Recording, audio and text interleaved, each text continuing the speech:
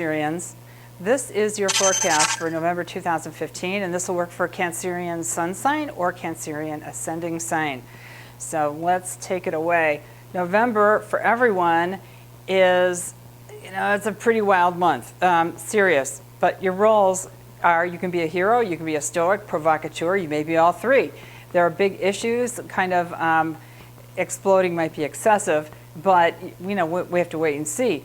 These may not be your issues exactly, but they may affect you indirectly. So my advice is, for the month of November, be alert, stay cool. It's not a normal month.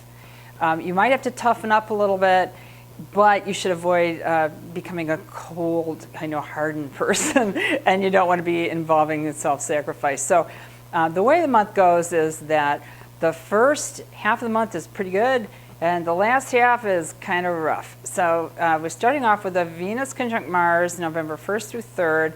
Then we have the new moon, which is always the time to start things. And then things get crunchy starting November 16th through December 6th.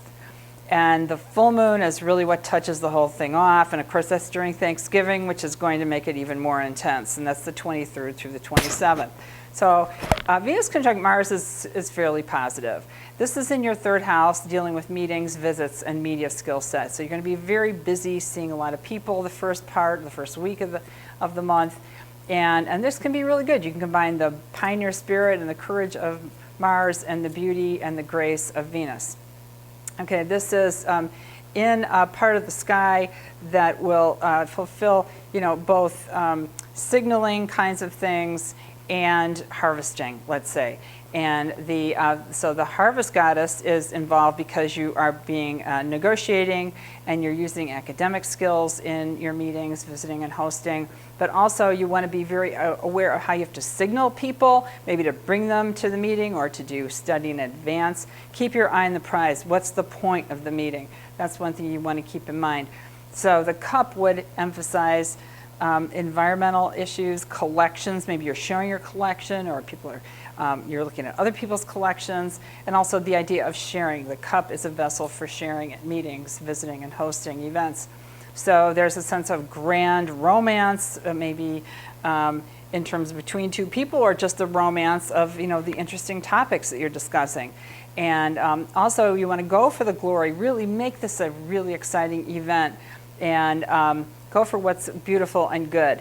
And so that's kind of sets you up for the new moon. So the new moon phase is you want to beat the odds because you're dealing with the solar fifth house. So your special talents are coming into prominence. If you have any children, then there's some possible improvements regarding children and your relationships with them, because the new moon is the tabula rasa. It's hopeful and wishful. It can be introverted, so you want to get out there. Now, your talents might be in a process of development. There could be some romantic offerings. We're in the area of the zodiac where the claws of Scorpio overlap the scales of Libra. So they're both is persuasion and fairness. We're also going to look at stars in Ophiuchus and Centaurus for this new moon for you. So in Libra, there's a love of arts and academia. There's also use of strategy, accounting, and law. The Centaur, which is the intellect instinct combination, is helping you to reach out and to be determined to develop these talents. And also, the Ophiuchus is holding a serpent, so the serpent deals with flavor or scent, or it sort of intensifies that. But also, since it's the shaman, there's removing obstacles and forging your own path. So the fifth house is a really kind of magical house because it deals with talent and also knack for probability. The plans would include confidence builders and obstacle removers. It's a very strategic time frame just because you're going to need all the strategy possible to get through the other half of November, right? So you want to be keenly observant. So here it is now, November 16th through December 6th, the first encounter with Saturn square Neptune. You get two other chances to iron this out in June and September 2016. But I would say get as much accomplished as you can in the first pass, because Saturn, organization and professionalism and criticism is moving in on some of the projects or issues or situations dominated by glamour or mysticism. or possibly chaos. So in this case, you're getting really serious about your duties, job, accounting, and health practices, and you're analyzing your education or your religion. What good is it really doing for you? What good did it do for you? And also your global awareness may be a fascinating topic, but people watch the news too much. It can drive you crazy. I love the news myself. But there are going to be judgment episodes. You want to get authoritative help on issues of health, morality, and spirituality. So in terms of your work, you can be very tough and tenacious and strategy-oriented in terms of your work and your health, and that's good. In terms of your ninth house, your education, you may be very idealistic. So what you're doing is trying to figure out how these two, how your education can be improved by some more practical, hands-on experiences, or what's really going to work. So those people or projects living in an ideal world may, in essence, be impractical or lack protocol compliance. So this is an excellent character growth potential here. Coping mechanisms and adjustments are activated. The full moon is going to intensify it, and for you, there may be a very profound sense of dreams and prophecy. You may have to deal with the nemesis, that is, people or situations that you hate. This is how we grow, though, is by dealing with the Jungian shadow. So you can expect a lot of dreams and active spiritual life. We're in the bullseye here, so the idea is to hit the mark.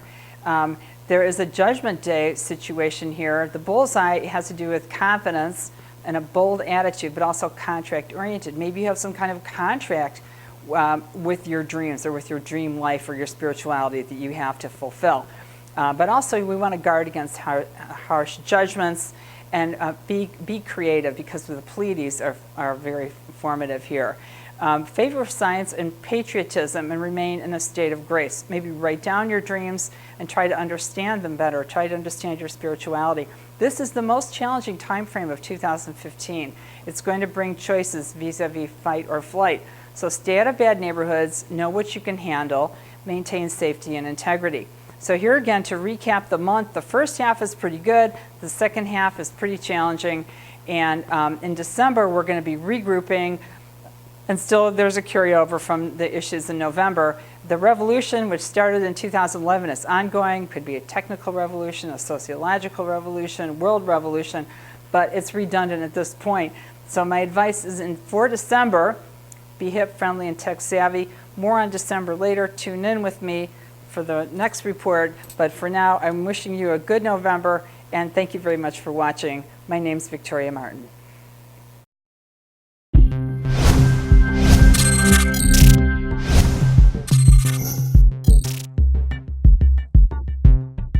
Bu akşam seminerimizi canlı olarak mobil uygulamamız üzerinden yapıyoruz.